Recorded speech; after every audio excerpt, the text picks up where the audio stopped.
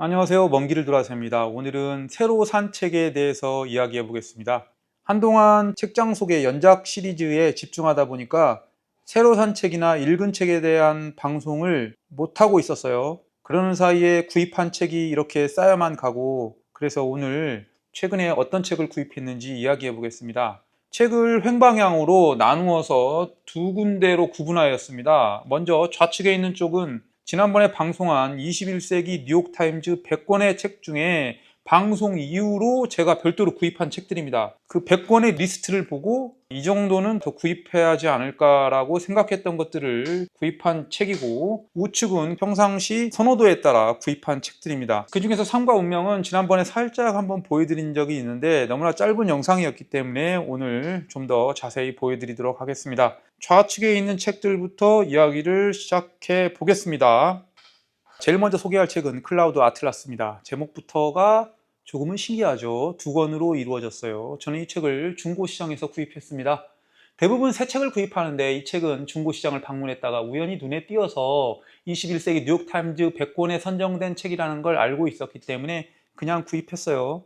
최근에는 새 책보다도 약간 희미하게 바랜 책에도 관심이 가고 있는 상황입니다. 자, 어쨌거나 전면을 보시면 잔잔한 물결에 한 보트가 떠 있습니다. 도대체 이게 무슨 뜻인지 알 수가 없겠죠. 저자는 데이비드 미첼, 이 사람을 말하는 것입니다. 영국에서 태어났다고 합니다. 책 뒤편을 한번 볼까요? 이 책의 핵심적인 내용을 잘 요약했습니다. 구름이 하늘을 가로지르듯 영혼은 기나긴 세월을 가로지른다. 이 문구만 봐서는 뭐 어떤 책인지 알 수 없지만 그 밑에 문명의 진보에 대한 장밋빛 낙관이 넘실대던 19세기부터 대종말 이후 먼 미래 지구까지 시공과 장르를 넘나들며 펼쳐지는 야심만만하고 대담한 이야기, 그리고 또 이권에 있는 굵은 글씨로 어디가 시작이고 어디가 끝인가, 서로가 꼬리에 꼬리를 무는 기묘하게 얽힌 6개의 퍼즐 조각 같은 이야기, 바로 이 문구가 이 책의 핵심 내용입니다. 이 책은 6편의 단편 같은 이야기를 모아놨습니다. 그리고 그 6편의 이야기는 각기 다른 시대,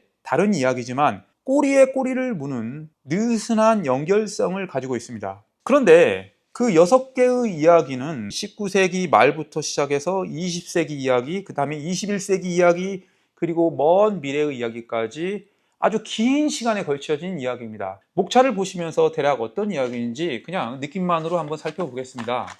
자, 이렇게 1권의 목차이고 그 다음에 2권의 목차도 동시에 보여드릴게요. 자, 6개의 이야기라고 했는데 목차를 보시면 6개가 넘죠. 그것은 어떤 이야기는 두 번에 나눠서 이야기를 하기 때문입니다. 자, 애덤 어잉의 태평양 일지, 제드렘에서 온 편지, 반감기의 첫 번째 루이자 레이 미스터리, 티머시 캐번디시의 치떨리는 시련, 손미 451의 오리진, 슬로샤 나루토와 모든 일이 지나간 후, 이렇게 6개가 이야기가 끝나고 다시 그걸 역순으로 손미 451의 오리진, 그리고 제일 처음에 시작된 애덤 어잉의 태평양 일지로 마무리를 짓는 것입니다. 쭉 시간이 과거로부터 미래까지 갔다가 미래에서 다시 과거로 되돌아가는 순환 구조를 가지고 있죠.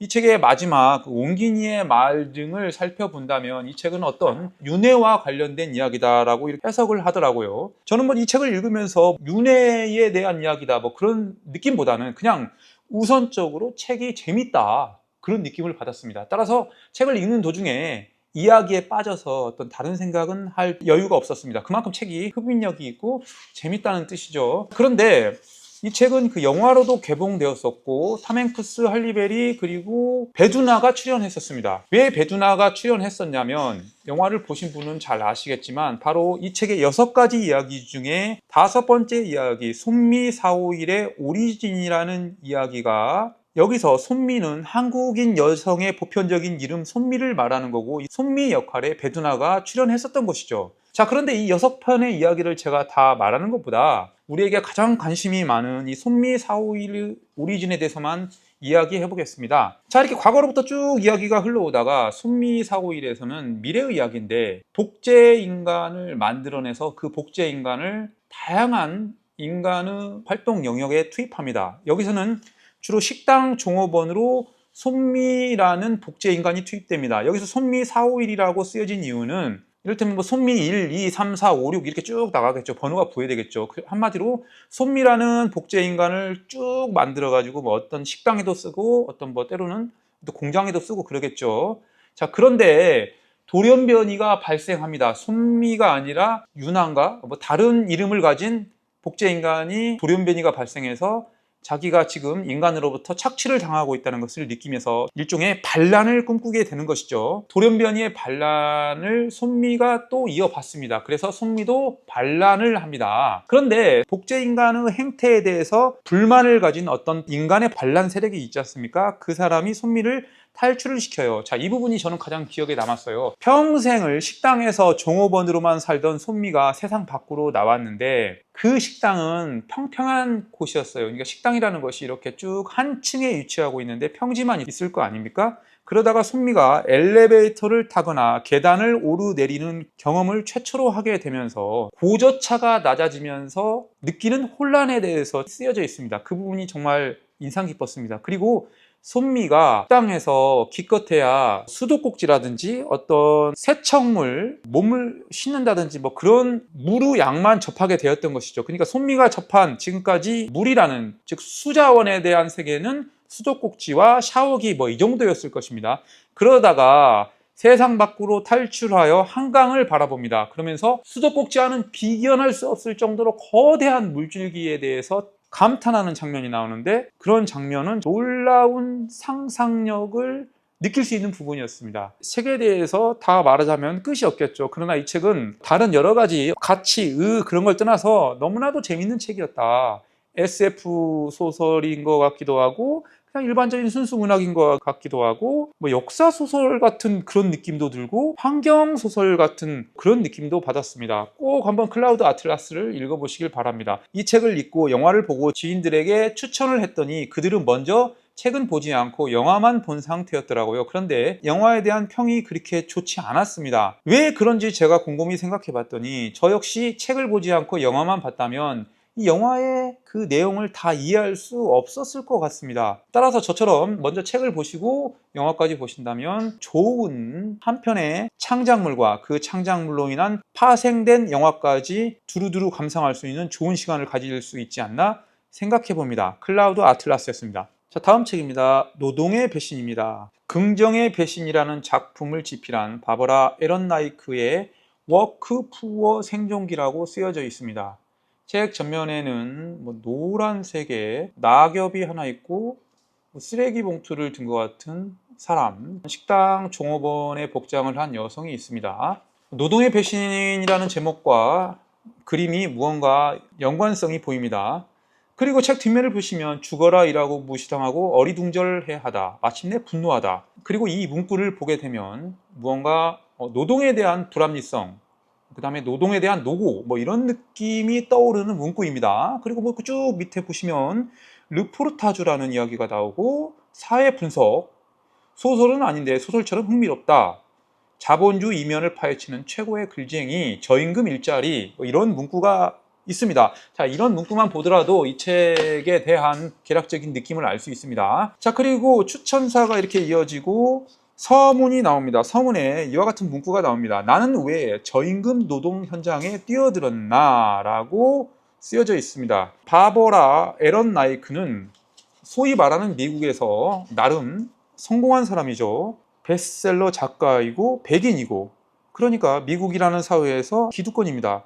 이 기득권의 전문직 여성이 어느 날 저임금 노동자의 삶을 체험하고 싶어 합니다. 아니, 정확히 말하면 저임금 노동자에 관련된 글을 쓰고 싶어 했는데, 그러나 어떤 자료를 조사하고 인터뷰를 하면서 그런 글을 쓸 수도 있었지만 이왕 직접 체험을 통해 거기서 진정으로 흘러나오는 이야기를 써보자 했습니다. 그래서 실제로 그 저임금 노동 현장 체험을 하게 되는 것이죠. 현장 체험이라기보다는 실존 체험. 그러니까 딱 주어진 아주 조그만 돈으로 실제로 저임금 노동자의 삶을 수행합니다. 그래서 그 이야기를 이렇게 쭉 쓰여 있습니다. 제가 이 책을 한 3분의 1 정도 읽었어요. 그랬더니 저임금 노동자의 삶으로 뛰어들었더니 자기가 생각하는 막연히 이론적인, 때로는 어디서 기사에서 읽은 현실보다 더욱 힘든 생활이고 왜 가난한 자는 더 가난하게 살 수밖에 없다, 뭐 그러한 느낌을 글로써 아주 재미있게 표현하고 있습니다. 소설보다 더 재미있는 책이다, 이렇게 진부한 표현이지만 그렇게 말씀드리고 싶습니다. 이 책도 꼭 한번 읽어보시기 바랍니다. 자, 그러니까 이 저자와 같은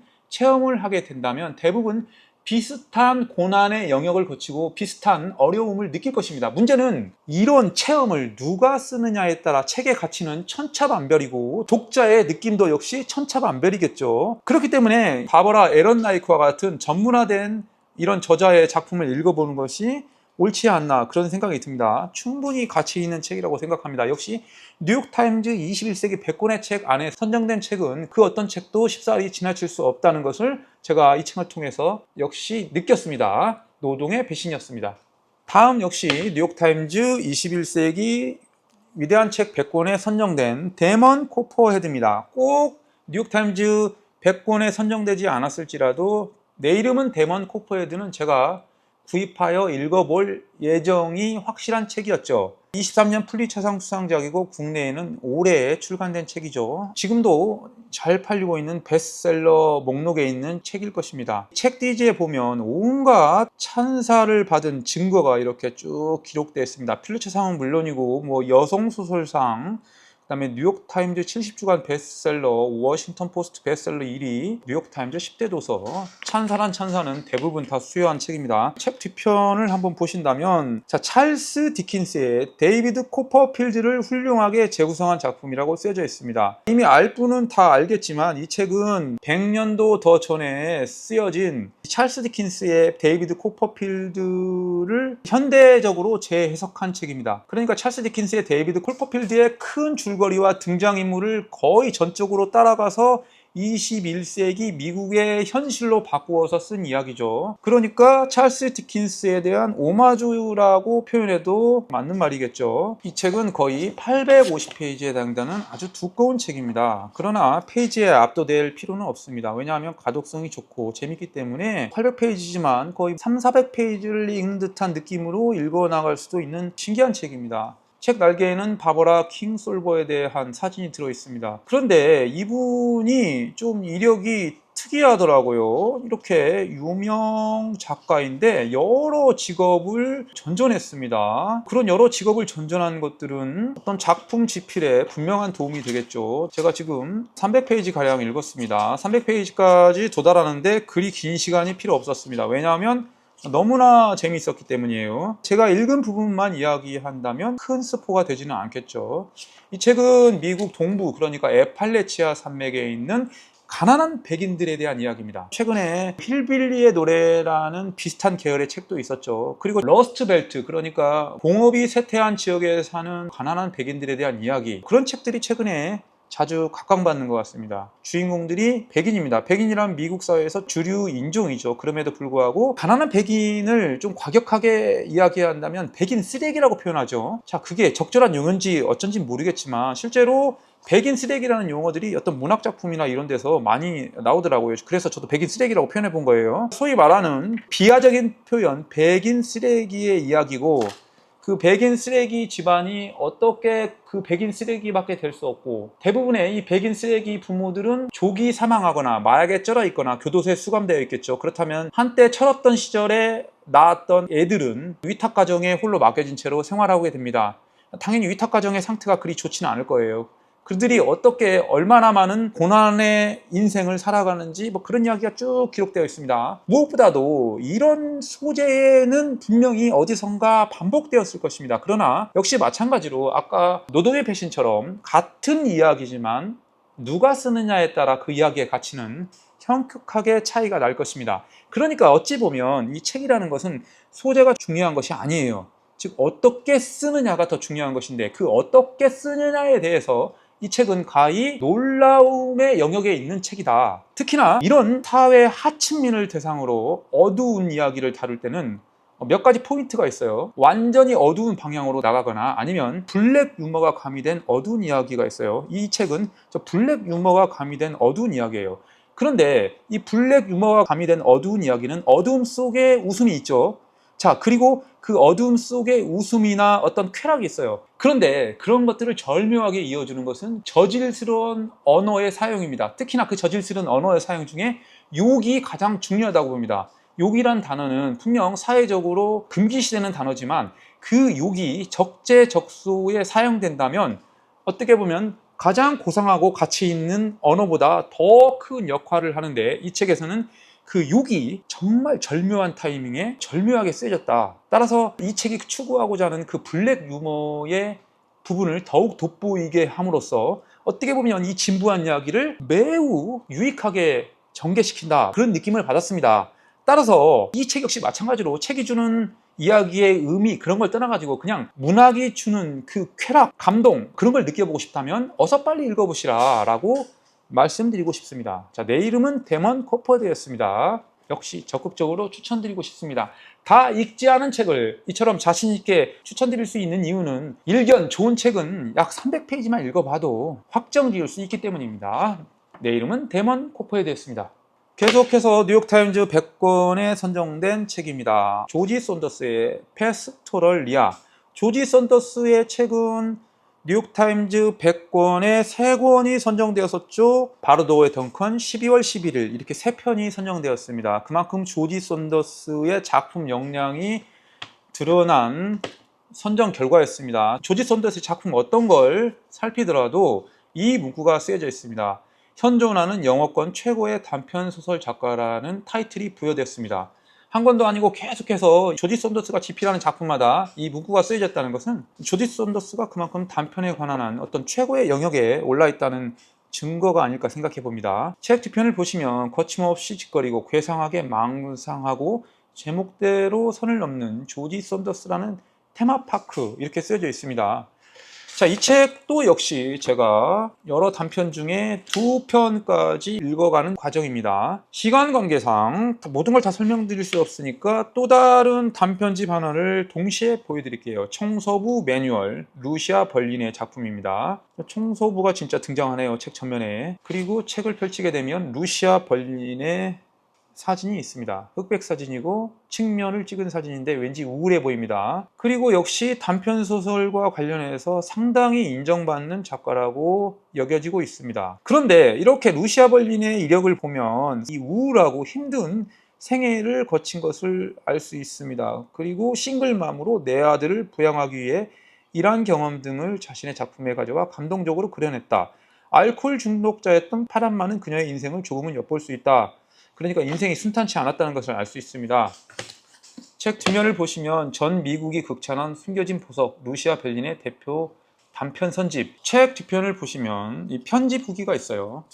그 편집 후기 한 장 넘기면 이런 문구가 쓰여 있습니다. 그녀는 내가 만나본 가장 뛰어난 작가이기도 했다. 쉽게 받을 수 없는 찬사죠. 패스토럴리아의 조지 썬더스는 현존하는 영어권 최고의 단편소설 작가라고 보편적으로 일컬어지고, 그 다음에 청소부 매뉴얼의 편집자는 여태껏 만나본 작가 중에 가장 뛰어난 사람이라고 했어요. 2명의 작가의 역량에 대해서는 인정받는 것 같아요. 그리고 제가 각각 몇 편씩 읽어봤어요. 그랬더니 이 몇 편만으로 현존하는 최고의 영어 단편소설 작가, 가장 뛰어난 작가라고 느낄 수는 없죠. 어떤 작가에 대해서 가장 뛰어나다 아니다라고 판단할 능력은 제가 일단 없고, 몇 편의 단편으로 작가의 모든 세계를 제가 알 수는 없었으니까요. 하지만 2권을 동시에 이야기하는 이유는 뭔가 공통점이 있었어요. 그것은 소외받은 자들에 대한 이야기를 그려냈다는 것입니다. 그리고 언뜻 보더라도 잘 쓰여진 작품이라는 것은 분명해 보입니다. 자, 그러면 이왕 2편 모두 단편 소설이기 때문에 제가 단편에 대한 이야기를 조금 해보겠습니다. 제가 언젠가 제 인생책이라고 소개했던 단편집 한 권에서 이런 이야기를 했어요. 단편 소설이라는 것은 하다만 이야기가 아니라 더 이상 설명이 필요 없기 때문에 딱 거기까지만 이야기해도 충분한 이야기다, 뭐 이런 이야기도 제가 한번 한 적 있고, 그리고 여기다가 단편소설이 무엇인가라고 제가 느끼는 감정을 한번 추가해 보겠습니다. 이를테면 우리는 학창시절에 제가 어렸을 때는 약 50명 이상이 한 반에 선생님 한 명과 수업을 받았죠. 1등부터 50등까지 있을 거 아닙니까? 앞자리 1등부터 한 10등까지는 선생님 말씀을 열심히 듣고, 저 뒤편에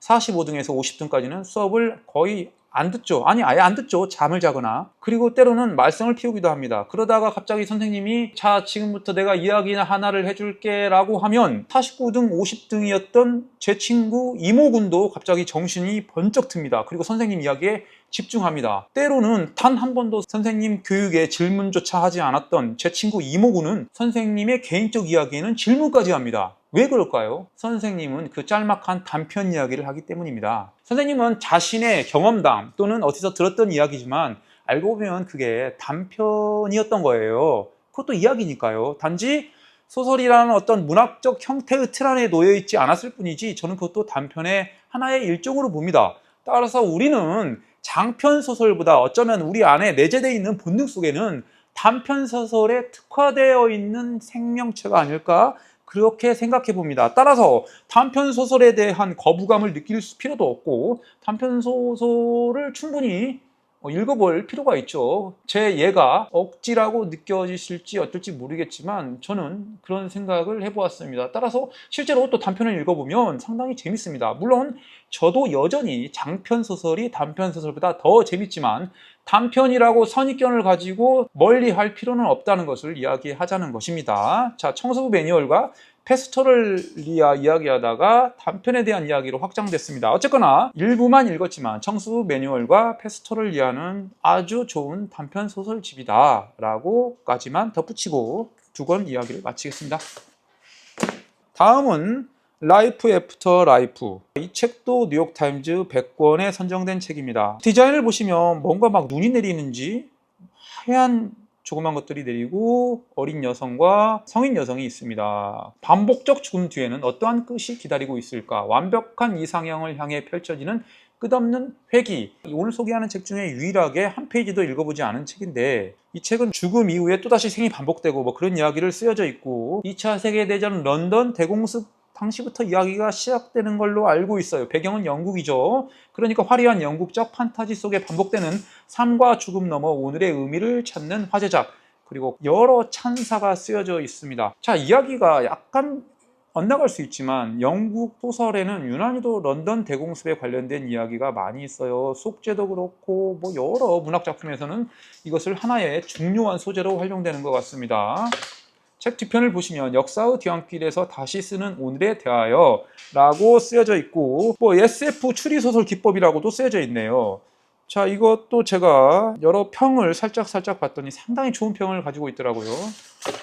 그리고 이 문학사상에 출간한 책인데 케이트 애킨슨이라는 여성 작가고 그 다음에 전체적인 뭐 글씨체와 글씨 크기 이런 것들이 가장 제가 좋아하는 상태입니다. 자, 이 정도의 크기의 이런 글씨체가 이 가독성이 가장 좋더라고요. 그래서 이런 책은 정말 읽고 싶어집니다. 자, 어쨌거나 이 책 또한 상당히 평가가 좋다고 합니다. 라이프 애프터 라이프였습니다. 자, 이렇게 해서 뉴욕타임즈 21세기 위대한 책 100권에 선정된 것 중에 제가 방송을 한 이후에 구입했던 책 이야기를 모두 해보았습니다. 여기에 추가로 몇 권 정도 더 구입할 예정입니다. 자, 이상으로 21세기 뉴욕타임즈 100권 추가 구입 새 책 방송을 마치고 계속해서 다른 책 이어서 이야기하겠습니다.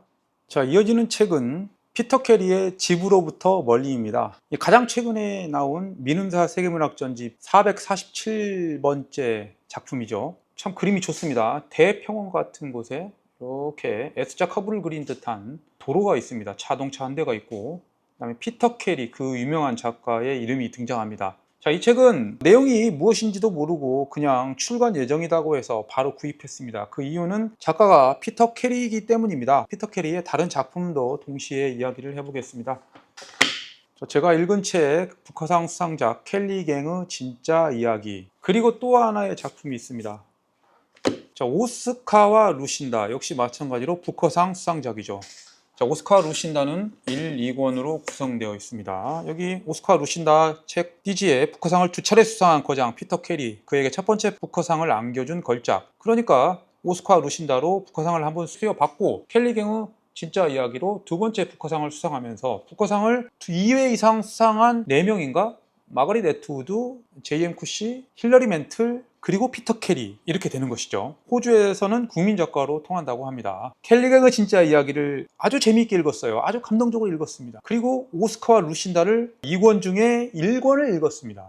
이제 2권만 읽으면 돼요. 그래서 오스카와 루신다를 먼저 다 읽고 그 다음에 집으로부터 멀리를 읽으려고 합니다. 켈리갱의 진짜 이야기는 오스트레일리아의 초기 정착 시기에 억압받던 민중을 대변하는 영웅의 이야기입니다. 실존 인물이죠. 오스카와 루신다 역시 현재의 오스트레일리아의 현대화된 문명이 만들어지기 직전에 영국으로부터 이주하는 사람과 이미 오스트레일리아에 거주하고 있던 사람의 이야기를 다루고 있어요. 여기서 오스카는 영국에서 오스트레일리아로 이주하는 사람, 루신다는 이미 그곳에서 살고 있는 여성 두 명의 이야기인데, 이 책은 아주 유머스러운 이야기를 재미있게 펼쳐낸 작품입니다. 집으로부터 멀리를 이야기하기 위해서 왜 이 두 권을 이야기하냐? 피터 캐리는 무언가 아직 정착되지 않은 혼란의 시대를 이야기에 담고자 하는 것 같습니다. 이 두 권은 좀 치울게요. 마찬가지로 집으로부터 멀리도 1953년의 이야기를 다루고 있지만, 무언가 아직 현재의 시스템이 완전히 자리 잡지 않은 조금은 혼란스러운 상황에 대한 이야기고, 그곳에 원래 존재하고 있던 에버리진이라고 하죠. 이 말이 그렇게 좋은 의미를 뜻하는 용어는 아니지만 에버리진, 호주 원주민도 이 이야기 속에 포함됩니다. 그러니까 오스카와 루신다 켈리갱의 진짜 이야기 모두가 약간은 혼란스러운 상황을 이야기하고 있다는 공통점이 있기 때문에 그 연장선상에서 이 책을 읽어보고자 했던 것입니다.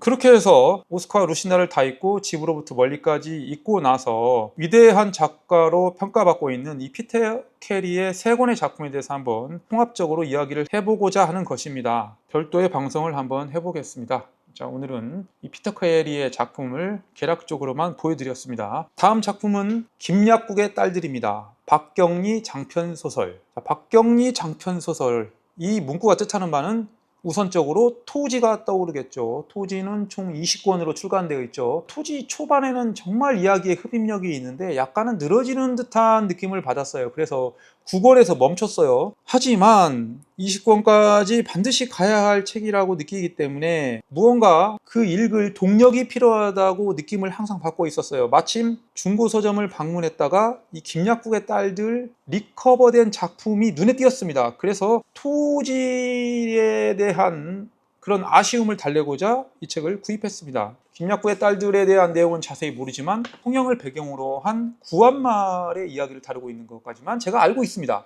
그래서 그냥 이왕 샀을 때 앞에 몇 페이지만 읽었는데 재밌더라고요. 토지와는 또 약간은 다른 느낌의 작품으로 느껴집니다. 토지가 시대상이 주는 분위기가 이야기의 전체를 압도하는 데 반해 이 책은 시대는 시대지만 인물에 대한 성격이 우선적으로 드러나는 그런 이야기라는 느낌을 받았습니다. 한편으로는 이야기 그 자체가 주는 흥미성에서는 이런 이야기가 토지보다는 더 재미있지 않을까 생각해 봅니다. 김약국의 딸들이었습니다. 토지도 있고 이 책도 읽어야겠죠. 읽어야 할 책들은 넘쳐납니다. 자, 다음 책입니다. 바실리 그로스만의 삶과 운명입니다. 이 삶과 운명, 바실리 그로스만에 대해서는 제가 알고 있지만 모르는 상태였어요. 왜 이게 무슨 말이냐? 제가 읽었던 2차 세계대전사와 관련된 책 중에 특히 이 독소전쟁, 그러니까 동부전선에 대한 이야기를 할 때 많은 저자들이 바실리 그로스만에 대해서 언급을 했었어요. 특히나 앤토니 비버의 책에서 바실리 그로스만은 상당히 많이 인용됩니다. 그렇게 인용되는 바실리 그로스만이 이처럼 위대한 작가인지는 몰랐었어요. 그러나 삶과 운명이 몇 달 전에 출간이 됐었죠. 그리고 제가 이 책을 1권을 완독한 상황이고 2권을 읽고 있어요. 이 책을 읽다 보니까 왜 앤토니 비버가 그토록 독소 전쟁사와 관련해서 바실리 그로스만을 언급했는지 이해가 가더라고요. 왜냐하면 이 바실리 그로스만은 작가이기 전에 종군 기자였습니다. 일반적으로 종군 기자 하면 전쟁의 한복판에서 기사를 취재하는 사람 이렇게 떠올리는데, 일반적인 종군 기자가 그렇게 위험한 곳에 잘 가지는 않는다고 알고 있습니다. 그리고 위험한 곳에 있더라도 그 기간이 그렇게 길지는 않아요. 그러나 바실리 그로스만은 무려 1000일 동안 종군 기자로 활동하면서 스탈린그라드와 같은 가장 위험한 전쟁 한복판에 잠입해서 실제로 취재를 강행했습니다. 따라서 바실리 그로스만이 취재한 내용은 지극히 사실적이므로 그 내용에 대한 신뢰성과 가치를 매우 높게 평가할 수 있을 거라고 우리가 충분히 유추가 가능하죠.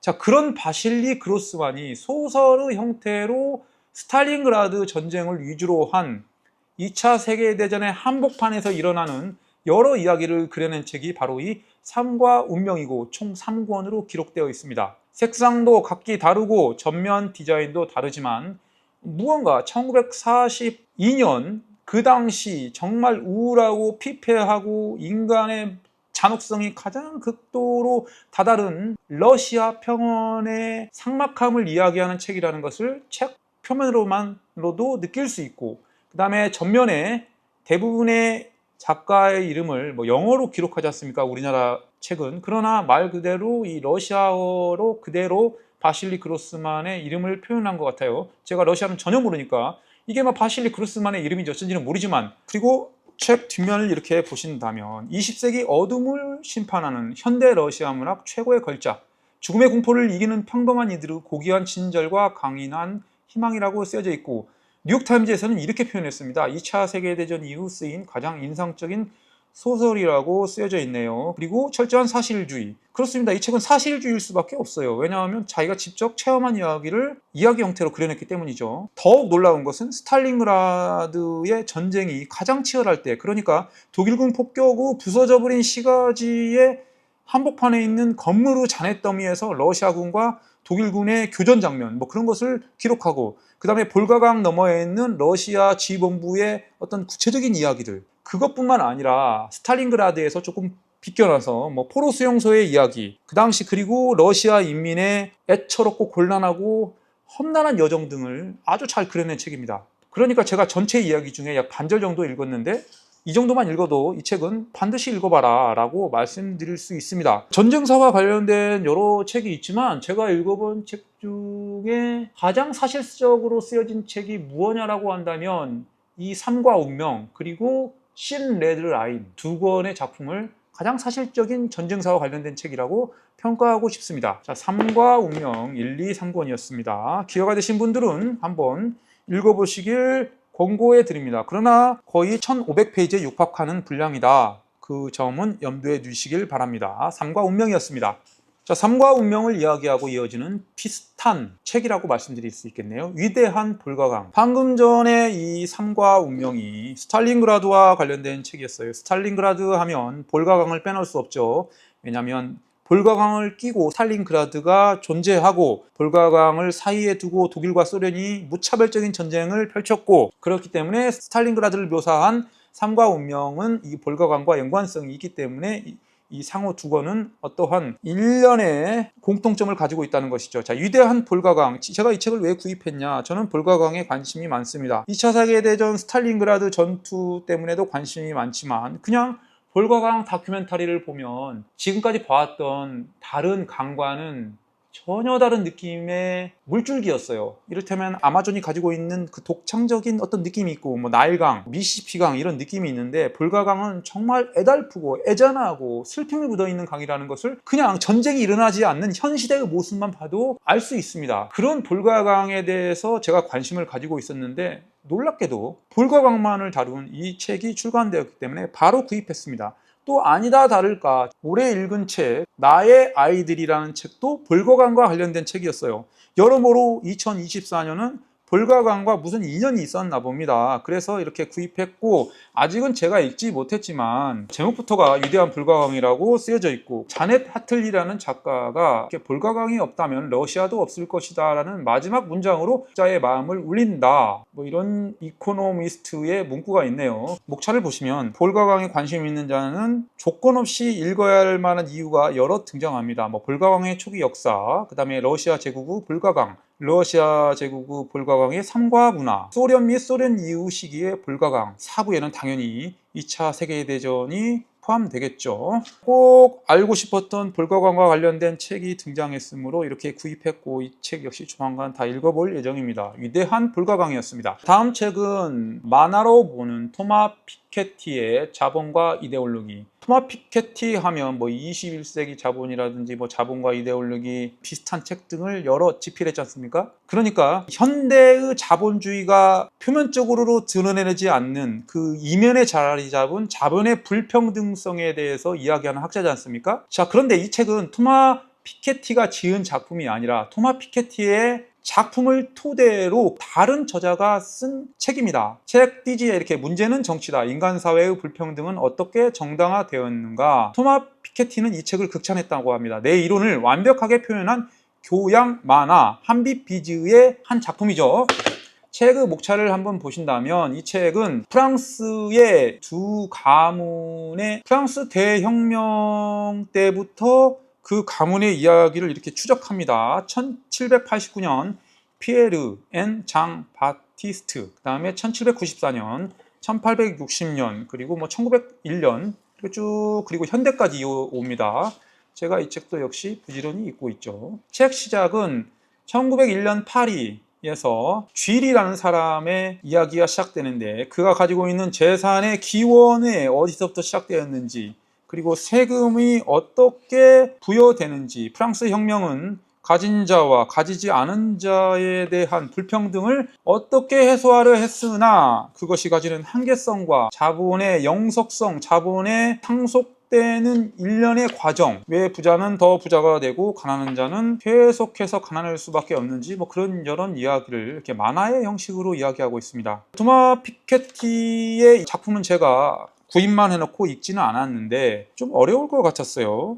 그리고 분량도 분량이거니와 또 제가 전문 분야도 아니다 보니까 책을 아직 읽지 못하고 있는데, 그러나 꼭 읽고 싶었지만 손이 가지 않는 상황에서 만화의 형식으로 이렇게 쓰여지다 보니까 이게 웬 떡이냐 하고 바로 구입했죠. 지금 최근에 출간한 책입니다. 그래서 부지런히 읽고 있습니다. 역시 제가 모르던 분야, 아니면 꼭 알고 싶었던 분야를 만화의 형식으로 이야기하다 보니까 재밌게 읽고 있습니다. 그러나 이 만화라고 해서 그렇게 내용이 쉽냐? 그건 아니에요. 오히려 저처럼 책을 열심히 읽는 사람은 오히려 이 만화의 패턴에 적응하기가 조금은 힘듭니다. 이렇게 웹툰이나 이 만화를 많이 읽은 사람들은 이러한 글읽기에 대해서 빠르게 읽어나가더라고요. 그런데 저는 의외로 이런 읽기가 조금은 지체되고 조금은 어렵습니다. 그래도 유익한 내용이다 보니까 재밌게 읽고 있습니다.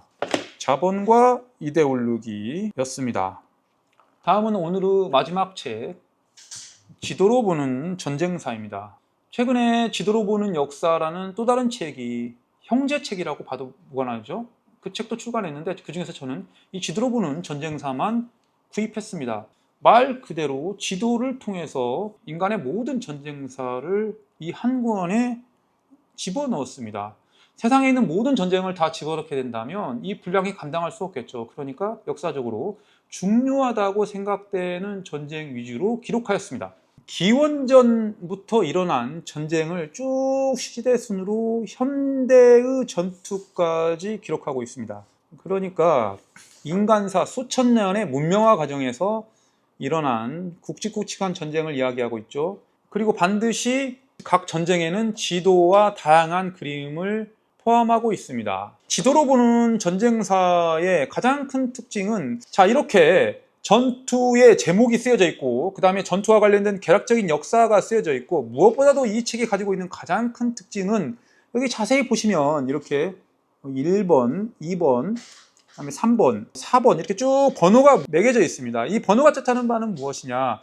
이렇게 지도 위에 뭐 다양한 화살표와 뭐 병사와 말, 무기 등이 기록되어 있는데, 이 번호 순서대로 따라가다 보면 전쟁이 이렇게 해서 이렇게 끝났구나라는 것을 알 수 있습니다.